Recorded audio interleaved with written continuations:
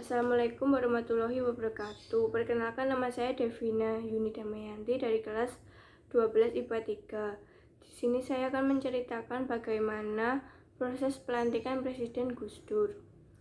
Awalnya pada tahun 1998, bangsa Indonesia tengah terpuruk akibat krisis ekonomi.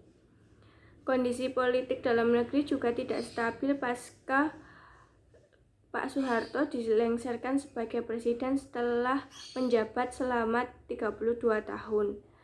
Setelah itu, B.J. Habibie yang awalnya menjadi wakil presiden naik tahta menjadi presiden menggantikan Soeharto. Namun dia tidak lama menjabat. Pada tanggal 20 Oktober 1999, Abdurrahman Wahid atau Gus Dur dilantik menjadi Presiden RI keempat, menggantikan B.J. Habibie. Selain permasalahan di atas, ancaman perpecahan atau disintegrasi wilayah-wilayah kepulauan NKRI juga menjadi pekerjaan rumah Gus Dur. Pada pemerintahan Habibie sebelumnya, Timur Timur lebih dulu memilih merdeka melalui jejak pendapat 1999. Kondisi negara diperparah dengan masalah pemberontakan di Aceh dan di Papua, kerusuhan Ambon dan Poso, serta reformasi birokrasi warisan Soeharto. Detik-detik terpilihnya Gus Dur menjadi presiden. Beberapa jam sebelum perhitungan suara dimulai, kebanyakan orang menganggap bahwa Megawati yang akan menang. Sebab pada saat pemilu, Partai PDIP yang mengusung Megawati meraih suara terbanyak. Kala itu, pemilihan presiden masih menggunakan sistem pemilihan yang dilakukan oleh anggota MPR.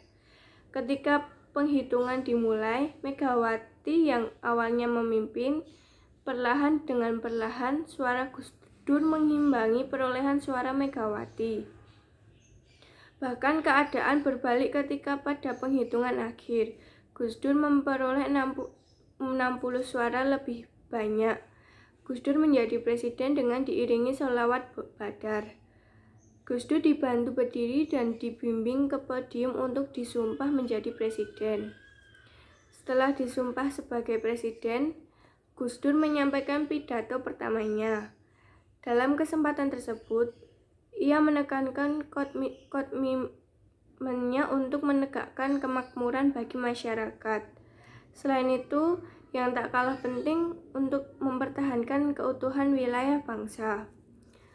Dan pada akhir pidato, Gus Dur berbicara mengenai hakikat demokrasi. Menurutnya, demokrasi hanya dapat dipelihara dan dikembangkan oleh orang-orang yang mengerti tentang hakikat demokrasi. Roda pemerintahan yang dijalankan Gus Dur ternyata tidak berlangsung lama. Kebijakan-kebijakan yang diambilnya ternyata tidak selalu dianggap benar. Gus Dur juga harus berhadapan dengan lawan politik sisa-sisa rezim Soeharto.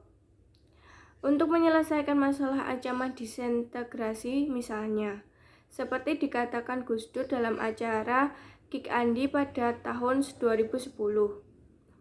Dia mengunjungi 50 negara di 5 benua tujuannya untuk melobi dan meyakinkan negara lain bahwa kondisi Indonesia kondusif. Kunjungan ala Gus Dur ini dikritik sebagai pihak dan dianggap pemborosan anggaran karena ongkosnya mencapai sekitar 105 miliar. Perinciannya 40 miliar untuk biaya perjalanan dan 65 miliar untuk membayar tagihan sewa pesawat Garuda Indonesia. Tapi jawaban Gus Dur, Indonesia di mata dunia harganya lebih mahal dari itu.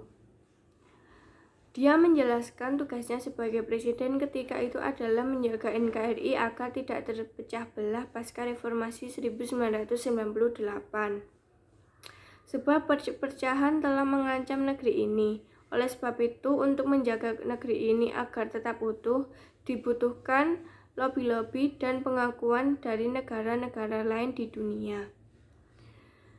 Itu tadi penjelasan saya mengenai proses pelantikan Presiden Gus Dur. Kurang lebihnya mohon maaf.